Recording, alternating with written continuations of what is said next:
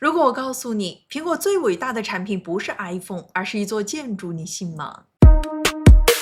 每年发布会，库克身后总有那个巨大的甜甜圈，它就是苹果总部 Apple Park。但很多人不知道的是，这其实是乔布斯生前主导的最后一个项目，也是他最后的疯狂。里面的黑科技可能比苹果所有产品加起来还要多。更重要的是，这座园区极其神秘，苹果几乎不让外人进去，所以这里也被称作是世界上最神秘的企业园区。不过，虽然苹果大门不对外开放，但知识没有围墙。今天我就带你们溜进去看看，乔布斯最后的疯狂到底长什么样。故事还要从10几年前说起。2011年6月7日，距离乔布斯去世只剩下不到4个月。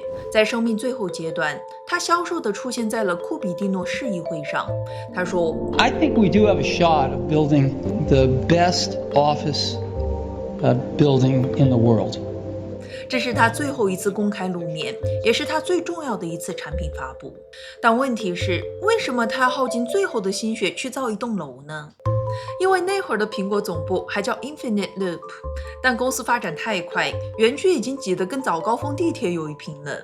为了应对不断增加的员工，公司只能在周边地区不停地收购各种丑陋零散的建筑。最终，苹果就在一片杂乱无章的楼群里运营。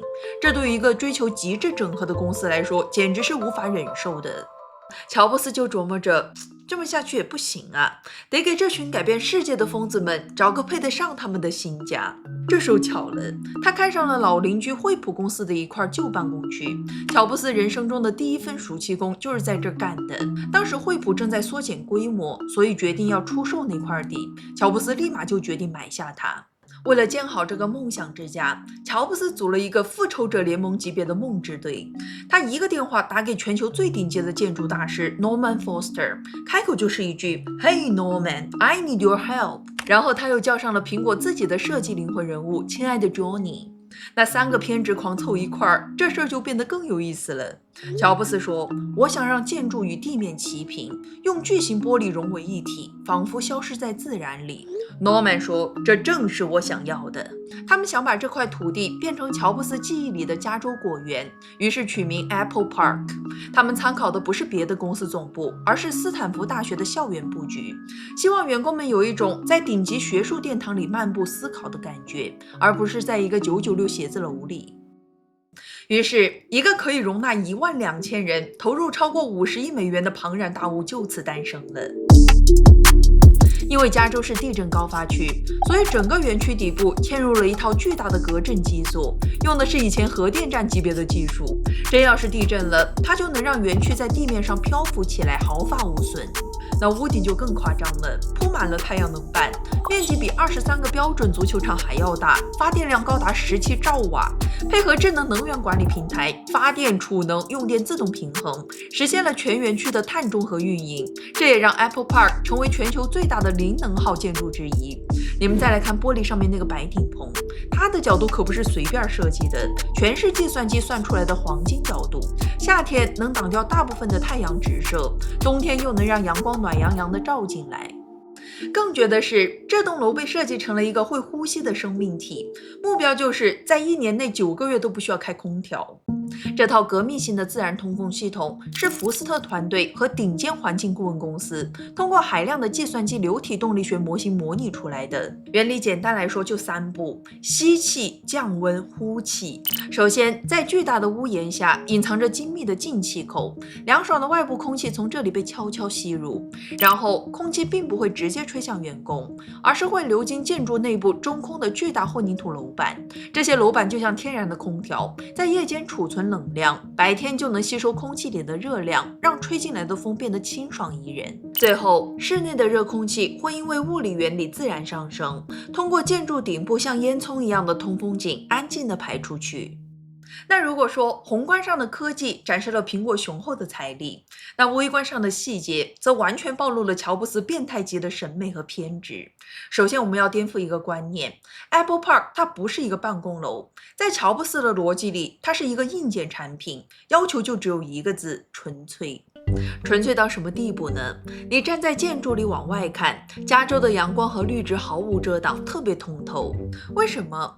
因为主楼用的是世界上最大的弧形玻璃，每一块都长达14米，重达3吨，从地面直接顶到天花板，中间看不到接缝，因为接缝不完美。整个过道你都看不到一根柱子，因为乔布斯觉得柱子会打断人的视线，门槛也不能有，他要让工程师在走路的时候，思想都不会被一个门槛打断，不会被任何一根裸露的管道或线缆扰乱。据说当年因为一个消防标志的设计不符合乔布斯审美，苹果设计团队跟消防部门掰扯了好久。这种对细节的偏执已经到了令人发指的地步。他们为员工设计了有专利的披萨盒，就是为了让披萨带回工位吃的时候，饼底还能保持酥脆，不会被蒸汽泡软。他们要求每个员工的办公桌按钮都要有绝妙的手感，电线收纳也要有优雅的美感。所以在这种理念下，内部的生活体验也必须被重新设计一遍。员工们的办公空间极其开放，大家可以在一层楼里自行选择工位，以此促进协作。当然了，这种理想也和现实发生了冲突。有报道称，一些程序员抱怨，在这种环境下反而难以集中精力了。那让员工们聚集的另一个地方就是中央食堂，它是整个园区唯一的餐厅，一个巨大的开放空间，被设计成了另一个会议场所。此外，园区还有7家咖啡馆，庞大的餐饮团队每天能为近15000人提供餐饮。前面我们不是说了，梦之队想要造一个公园吗？他们想让整个园区超过80%的面积都是生态绿地。所以他们把大部分的停车场都建在了地下，连里面的交通信号灯都是 Johnny 按照苹果操作系统的图标做的。他们聘请了顶级的景观设计师和树木专家，在这里微缩了一个加州，有用于举办活动的广阔草地，有象征加州水系的人造池塘，有超过9000棵耐旱的橡树、樱桃树、橄榄树，当然还有好几个品种的苹果树。配合雨水收集和循环利用系统，硬生生在硅谷中心重现了乔布斯童年记忆里的那片加州果园。最后我们再来看每年开发布会的那个主场乔布斯剧院。你从地面看，它就是一个晶莹剔透的玻璃亭子，但它却是全球最大的只用玻璃支撑的结构。那个80吨重的碳纤维屋顶相当于一架波音737的重量，就轻飘飘地盖在玻璃上，里面连一根柱子都没有。为了实现这些恐怖的要求，苹果几乎把全世界的供应商都逼疯了。这哪是盖楼啊，分明是在用打磨 iPhone 的精度去打磨一个建筑。很多制造工艺都是他们重新发明出来的。看到这里，你可能会觉得这不就是强迫症吗？关键来了，乔布斯其实就是想要告诉所有员工，你所处的环境会反过来塑造你。当你每天在一个连门把手都追求极致的环境里工作，那你做 PPT 的时候会不会下意识的想把字体对齐一点？你写代码的时候会不会想让结构再优美一点？会的。好了，这是个产品，那它的核心功能又是什么呢？仅仅是让员工们舒服吗？那你就太小看乔布斯了。我们来看它的形状，一个巨大的圆环。很多人觉得这是为了好看，为了像 Home 键，但这其实是一个精心设计的社交圈。乔布斯生前最担心的就是在他走后，苹果变得官僚化，没有品味。他坚信建筑可以塑造组织文化，而 Apple Park 就是他创造出来的一个巨大的创意发生器。乔布斯笃信一个理念，叫做 Serendipity， 也就是意外的惊喜。他认为最伟大的创新都是诞生于不同领域人才的非正式交流和偶然的碰撞里。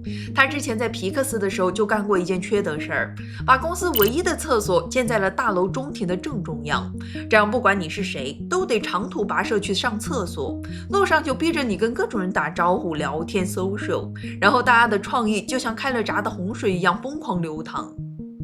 那 Apple Park 其实就是这个逻辑的放大版，不管你是搞硬件的、软件的、设计的还是营销的，每天都得在这个环里走来走去，抬头不见低头见，聊着聊着，可能一个改变世界的产品就诞生了。用现在经济学领域常用的梅特卡夫定律来说，一个网络的价值就等于网络节点数量的平方。当12000个最聪明的大脑在一个设计好的网络里高频次的随机碰撞，它能产生的创意价值是指数级增长的。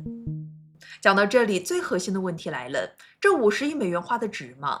在目前看来，它至少换来了3样东西。第一是无价的品牌资产 ，Apple Park 本身就是苹果最强大的广告，它向全世界宣告了苹果的价值观：创新、完美和环保。这种品牌叙事要是换成广告投放，那每年都要花数十亿美元，而 Apple Park 一次性投入，终身享受，舒服惨。第二是巨大的人才吸引力，你别说，我们听完都想去惨了。顶尖人才的争夺才是科技公司最核心的战场。想象一下，当一个天才工程师拿到 Google 和 Apple 的 offer 时， Apple Park 本身就是一个巨大的加分项，它降低了苹果的招聘成本和顶尖人才的流失率。这笔账虽然难算，但价值连城。那第三就是对未来创新的期权，这也是乔布斯最看重的一点。只要这台创意加速器在未来催生出像 Apple Watch 和 AirPods 这样的1000亿级产品，那这点投入早就不值一提了。所以你看，从商业的角度， Apple Park 完美复刻了苹果做产品的一切哲学，它是乔布斯最后的遗作，更是他留给苹果的最后一个操作系统。他用物理空间设定了这家公司的行为模式、文化基因和100年愿景。从这个角度看，它或许真的是苹果最重要也是最无法被复制的产品。但可惜的是，这个从06年就宣布的项目，直到2014年才全面开工，乔布斯没能亲眼见证它的建成。后来是库克和 Johnny 一起按照他的遗愿完成了这个作品，并在2017年才让员工陆续入驻的。好了，今天的 Apple Park 云参观就到这里，怎么样，还过瘾吗？希望今天的视频能对大家有所启发，我们下期再见 ，Respect。 Charlie, it's done.